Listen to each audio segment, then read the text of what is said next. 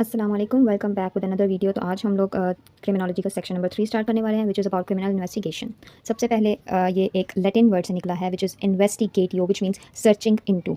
इसकी डेफिनेशन हम लोग पढ़ लेते हैं। इसकी जनरल डेफिनेशन है इसमें, it is process of collection and analysis of information and evidence to identify and prove the guilt of an offender. ये एक ऐसा प्रोसेस है जिसमें कि कोई भी एविडेंस या इन्फॉर्मेशन जो है उसको कलेक्ट किया जाता है और उसका एनालिसिस किया जाता है ताकि पता लगाया जा सके कि मुजरिम कौन है और फिर उसे सज़ा दिलवाई जा सके। इसकी हम लोग एक डेफिनेशन ब्लैक लॉज डिक्शनरी की डेफिनेशन पढ़ लेते हैं। To inquire into a matter systematically, किसी भी मैटर को सिस्टमैटिकली इंक्वायर करना। And to make a suspect this subject of a criminal inquiry, और अपनी क्रिमिनल इंक्वायरी का जो सब्जेक्ट है वो उस सस्पेक्ट को रखना जिसने कि जुर्म किया है। CRPC सेक्शन नंबर 1L की भी इसमें डेफिनेशन है। Investigation includes all the proceedings under this code for the collection of evidence conducted by a police officer और by any person other than a magistrate who is authorised by a magistrate in this behalf. Investigation में वो सारी proceedings आती हैं under this code for the collection of evidence, जिसमें कि evidence को collect किया जाता है conducted by a police officer. और ये काम करेगा कौन? पुलिस ऑफिसर और कोई भी ऐसा पर्सन मजिस्ट्रेट के अलावा जिसे कि मजिस्ट्रेट ने इस काम के लिए तैनात किया है। अच्छा जी, उसके बाद अब हम लोग इसमें पढ़ लेते हैं objectives of criminal investigation. Criminal investigation के ऑब्जेक्टिव्स क्या हैं? सबसे पहला इसका ऑब्जेक्टिव होता है to identify the offender, the main objective कि मतलब मुजरिम कौन है उसका पता लगाया जा सके। सेकंड में आता है collection of facts incidental to the case, वो फैक्ट्स एंड फिगर्स या फिर वो एविडेंस जो कि इस केस से रेलेवेंट हैं उनकी collection. To sift the wheat from the chaff, मतलब कि जो काम की चीज़ें हैं उन्हें अलग किया जाए और जो काम की चीज़ें नहीं हैं उन्हें डिस्कार्ड कर दिया जाए ताकि जो इन्वेस्टिगेशन है वो डिस्ट्रैक्ट नहीं हो। टू प्रिजर्व द एविडेंस जो है उन्हें प्रिजर्व किया जाए। टू ड्रॉ कंक्लूजन, एक नतीजे पे पहुंचा जाए। To establish the guilt in court of law, guilt मतलब कि जो मुजरिम है कोर्ट ऑफ लॉ में उसको अपनी सारी इन्वेस्टिगेशन के थ्रू जो है उसका पता लगाया जाए और उसको मुजरिम साबित किया जाए ताकि उसे सजा मिल सके। उसके बाद टू प्रूव और to disprove that a crime was committed. Criminal investigation में इस बात का भी पता लगाया जाता है कि आया जिस तरह ये इंसिडेंट बताया जा रहा है उस तरह ये इंसिडेंट हुआ भी है या नहीं। समटाइम्स क्या होता है कि किसी का मर्डर कर दिया जाता है और ऐसे शो किया जाता है कि घर में चोरी हुई है और चोरों ने मार दिया है। तो क्रिमिनल इन्वेस्टिगेशन के थ्रू इस बात का भी पता लगाया जाता है कि जिस तरह इंसिडेंट को बताया जा रहा है क्या ये इंसिडेंट उसी तरह हुआ है और हुआ भी है कि नहीं। रिकंस्ट्रक्शन ऑफ द इंसिडेंट को रिकंस्ट्रक्ट किया जाए, जैसे कि पता लगाया जाए कि जो चोर है वो इस खिड़की से आया होगा, वो इन सीढ़ियों से ऊपर गया होगा, इस रूम में गया होगा, उसने क्या चीज़ किस तरह की होगी। तो रिकंस्ट्रक्ट भी किया जाए इंसिडेंट को। Determining the method of committing the crime, उस मेथड का पता लगाया जाए कि जिस तरह क्राइम कमिट किया गया है कि अगर किसी की डेथ हुई है तो वो किस तरह हुई है, कि क्या उसको मतलब कि कोई भी जो है इंसान वो मुर्दा पाया गया है किसी भी बंद कमरे में, तो पता लगाया जाए कि इसकी मौत आखिर हुई किस तरह। उसके बाद डिस्क्लोजर ऑफ मोटिव, जुर्म की असल वजह उसका भी पता लगाया जाए। Locate and identify the subjects, जो मुजरिम हैं उनको लोकेट किया जाए, उनको आइडेंटिफाई किया जाए। Locate documents and preserve evidence in crime, उन डॉक्यूमेंट्स को जो कि इस केस से रिलेटेड हैं उन्हें प्रिजर्व किया जाए for later use. Recover stolen property, अब जो स्टोलन प्रॉपर्टी है जैसे कि अगर चोरी वगैरह हुई है तो क्रिमिनल इन्वेस्टिगेशन के थ्रू उसको भी रिकवर किया जाए। लास्ट में आता है prepare a sound criminal case for trial. इस सारी इन्वेस्टिगेशन की जो है वो वजह क्या होती है कि एक क्रिमिनल केस जो है उसको मजबूत बनाया जाए। अच्छा जी, यहाँ पे locate documents and preserve evidence को प्रिजर्व क्यों करना है? ताकि वो इट मेक श्योर किया जाए कि वो कंटेमिनेट ना हो जाए। अगर किसी के फुटप्रिंट्स हैं या फिंगरप्रिंट्स हैं तो जल्द अज जल्द क्रिमिनल इन्वेस्टिगेशन करके उनको प्रिजर्व किया जाए ताकि वो कंटेमिनेट ना हो जाए। उसके बाद आता है कि प्रिंसिपल्स ऑफ क्रिमिनल इन्वेस्टिगेशन के प्रिंसिपल्स या गाइडलाइंस क्या हैं। सबसे पहले आता है ऑब्जेक्टिविटी या हम बोलेंगे अनबायसनेस। कोई भी क्रिमिनल इन्वेस्टिगेशन जो की जा रही है उसमें जो है अनबायसनेस, न्यूट्रलिटी को जो है वो यकीनी बनाया जाए कि किसी एक पार्टी की तरफ जो है वो इंक्लाइन नहीं किया जाए। इंडिपेंडेंस, आज़ादी होनी चाहिए, जो इन्वेस्टिगेटिंग ऑफिसर है वो किसी के दबाव में काम ना करे। Regard for vulnerable people and children, अगर कोई बूढ़े लोग हैं या फिर कोई औरतें हैं या बच्चे हैं तो उनका भी लिहाज किया जाए, मतलब बेपर्दगी ना हो या उन्हें तकलीफ ना पहुंचाई जाए अपनी क्रिमिनल इन्वेस्टिगेशन में। Should respect professional ethics for others, दूसरों के जो प्रोफेशनल एथिक्स हैं उनका भी ख्याल रखा जाए, किसी को ऑफिस में जाके तंग ना किया जाए। उसके बाद आता है न्यूट्रलिटी, वही बात आ गई, अनबायसनेस शो की जाए। रेलेवेंस, अपना जो फोकस है वो केस के रेलेवेंट फैक्ट्स के ऊपर ही होना चाहिए, मतलब इधर उधर की, ये वही बात आ गई। To sift the wheat from chaff, जो काम की चीज़ें हैं सिर्फ उन्हीं के ऊपर फोकस किया जाए। प्रोफेशनलिज्म शो की जाए। कॉम्पिटेंस, उसके बाद compliance with law and procedure, जो लॉ एंड प्रोसीजर है उनके साथ कंप्लायंस की जाए, उनसे हट के कोई काम ना किया जाए। टाइम लाइननेस, वक्त के अंदर जो है अपनी क्रिमिनल इन्वेस्टिगेशन पूरी की जाए। ये ना हो कि केस खत्म हो गया है, जो मुजरिम है वो बरी हो गया और उसके बाद जो है वो अपनी जो है इन्वेस्टिगेशन पूरी हो रही है। Record and preservation of evidence की preservation for the matter of record. उसके बाद इन्वेस्टिगेशन रिपोर्ट, एक इन्वेस्टिगेशन रिपोर्ट तैयार की जाए which should be clear, concise and relevant, जो कि क्लियर, कंसाइज और रेलेवेंट होनी चाहिए, इधर उधर की ज़्यादा बातें उसमें नहीं होनी चाहिए। इसमें एक और चीज़ ऐड कर लें, transparency. Investigations should be carried out as transparently as possible, इसमें ट्रांसपेरेंसी का खास ख्याल रखना चाहिए। उसके बाद आता है history of criminal investigation Pakistan. Criminal investigation की हिस्ट्री पाकिस्तान ने, अच्छा पाकिस्तान ने क्रिमिनल जस्टिस सिस्टम जो है ये इनहेरिट किया था यूके से, जिन्होंने हमारे ऊपर हुकूमत की थी, और कॉलोनियल मास्टर्स, उनसे जो है ये इन्वेस्टिगेशन क्रिमिनल जस्टिस सिस्टम जो है वो इनहेरिट किया हुआ है।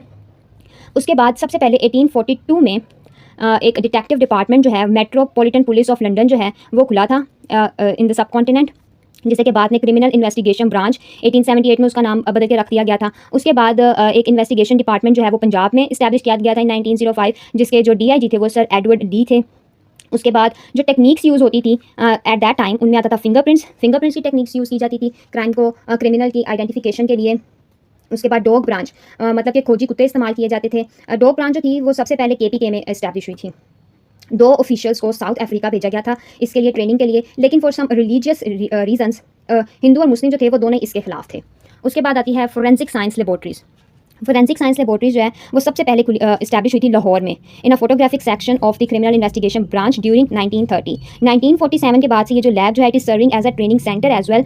उसके बाद आता है फुट ट्रैकिंग, जिसे कि खोजी भी आजकल बोला जाता है। ये अब जो रूरल एरियाज़ हैं वहाँ पर अब भी खोजी जो है वो इस्तेमाल किए जाते हैं for the identification of criminals. उसके बाद facilities of investigation in Pakistan. Investigation जो पाकिस्तान में की जाती है उसकी फैसिलिटीज़ जो है वो कहाँ कहाँ अवेलेबल है, उसमें ये बहुत ज़्यादा एग्जांपल्स हैं। हम इसमें 4-5 जो है वही याद रखेंगे just for the sake of examples. उसमें पंजाब फोरेंसिक साइंस लेबोरेटरी जो कि अक्टूबर 30, 2009 में इस्टेब्लिश हुई थी। उसके बाद है national forensic science agency Islamabad. उसके बाद आती है forensic science laboratory Quetta and forensic science laboratory Peshawar. उसके बाद जो फ्रेमवर्क जो है that are dealing with criminal investigation in Pakistan, उसमें आ जाता है criminal procedures code CRPC 1898, police order 2002, police rules 1934 और कुछ स्पेशल लॉज हैं। उसके बाद जो प्रॉब्लम्स हैं जो कि क्रिमिनल इन्वेस्टिगेशन में आते हैं पाकिस्तान में, उनमें आता है overall problem of police organisation. पूरी की पूरी पुलिस ऑर्गेनाइजेशन में ही प्रॉब्लम चल रही हैं। डिसअपॉइंटिंगली लो बजट, उनको बहुत ही कम बजट दिया जाता है। Non separation of watch and war from investigation. जिस तरह हम लोग मूवीज़ में या ड्रामा में देखते हैं कि अगर किसी की इन्वेस्टिगेशन चल रही होती है तो इसमें एक मिरर लगाया जाता है जिसके दूसरी तरफ नज़र नहीं आ रहा होता, और जो पुलिस ऑफिसर्स बैठे होते हैं दूसरी तरफ बैठ के मुजरिम की सारी जो है इन्वेस्टिगेशन वो सुन रहे होते हैं, देख रहे होते हैं, सब कुछ रिकॉर्ड हो रहा होता है। पाकिस्तान में ये सिस्टम नहीं है। नॉन अवेलेबिलिटी ऑफ स्पेशलिस्ट जो है वो अवेलेबल नहीं होते। शॉर्टेज ऑफ स्टाफ की कमी होती है। लैक ऑफ इंडिपेंडेंस है, करप्शन है, लैक ऑफ कॉम्पिटेंस है, reliance on old methods of investigation. अभी तक वही पुराने जो है वो मेथड्स इस्तेमाल किए जा रहे हैं जैसे खोजी वगैरह वाले। लैक ऑफ इंफ्रास्ट्रक्चर की कमी है। Non optimal use of technology का उस तरह से इस्तेमाल नहीं किया जा रहा जिस तरह के बाकी मुल्कों में किया जाता है। लैक ऑफ इक्विपमेंट, जो अप टू डेट इक्विपमेंट है उसकी कमी है। शॉर्टेज ऑफ लेबोरेटरीज बहुत कम है। मतलब कि अगर किसी भी रूरल एरिया में कोई हादसा पेश आता है तो उसकी इन्वेस्टिगेशन के लिए दूसरे शहरों में जो है वो भेजनी पड़ती हैं DNA वगैरह के लिए या किसी और चीज़ों के लिए एविडेंस, जिनमें के फिर कंटामिनेशन का भी खतरा होता है। उसके बाद आता है delayed adjudication of cases and use of torture बहुत इस्तेमाल किया जाता है पाकिस्तान में।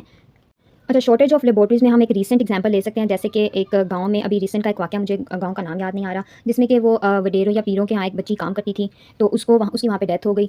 तो उसके जो सैंपल्स हैं वो दूसरे शहर में भेजे गए, लेकिन फिर उसकी वकील ने जो है वो एतराज़ उठाया कि इसके सैंपल्स को जो है वो चेंज कर दिया गया। फिर उसकी दोबारा कबर कुशाई की गई और दोबारा सैंपल्स लिए गए। तो ये सब किस लिए होगा? Due to shortage of laboratories. उसके बाद use of torture to extract evidence during investigation. Torture का बेतहाशा इस्तेमाल किया जाता है इन्वेस्टिगेशन में, which is against the law. Employing torture is prohibited by the constitution and law. Torture का इस्तेमाल जो है वो कॉन्स्टिट्यूशन और लॉ दोनों के खिलाफ है। आर्टिकल 14(2) ऑफ द कॉन्स्टिट्यूशन वो भी ये कहता है कि no person shall be subjected to torture for the purpose of extracted evidence. किसी से भी एविडेंस की खातिर किसी भी इंसान पर तशद्दुद नहीं किया जा सकता। लाइकवाइज इसी तरह आर्टिकल 156 ऑफ पुलिस ऑर्डर 2002 भी ये कहता है कि पेनल्टी फॉर वेक्सेशियस एंट्री बोलते हैं किसी को घर पे या कहीं पे भी एकदम से धावा बोल देना। Search, arrest, scissor of property, torture etcetera. Whoever being a police officer, कोई भी अगर पुलिस ऑफिसर होगा तो अगर वो ये सब हरबे इस्तेमाल करता है तो उसको जो है 5 साल तक कैद की सज़ा भी हो सकती है।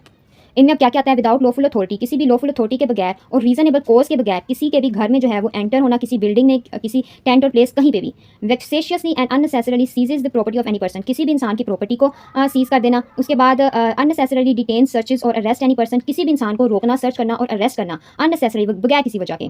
इन्फ्लिक्ट टॉर्चर और वायलेंस टू एनी पर्सन, किसी भी इंसान पर तशद्दुद करना इन हिज कस्टडी, जो कि कस्टडी में हो। Shall for every such offence on conviction be punished with imprisonment for a term which may extend to 5 years and with fine. अगर कोई ऐसा करता है तो उसकी सज़ा 5 साल तक कैद और फाइन भी होगा। लेकिन आजकल क्या होता है? आजकल तो इतने मुजरिम जो है वो कस्टडी में मारे जाते हैं और टॉर्चर जो है ये तो आम बात है।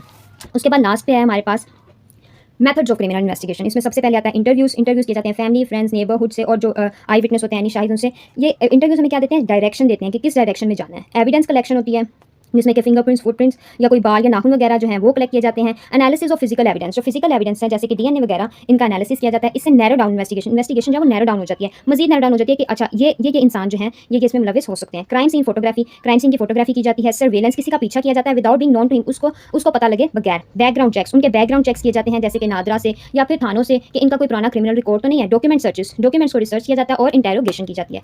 ये थी हमारी वीडियो, तो मिलते हैं अगली वीडियो में। Don't forget to subscribe. अल्लाह हाफिज़।